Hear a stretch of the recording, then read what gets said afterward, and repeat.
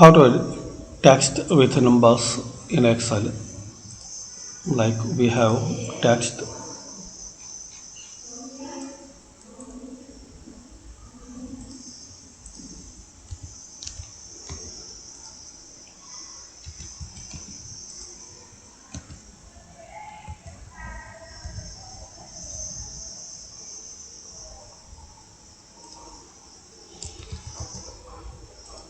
and here you have the number.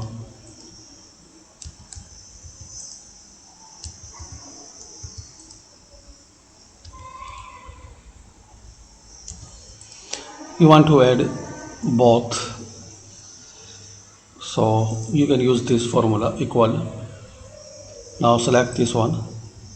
Now and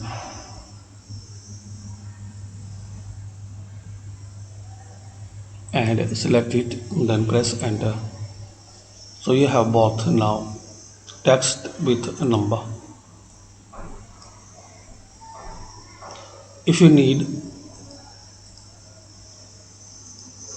space between text and number, so equal, select and now double quotation and select it. Now here select this one again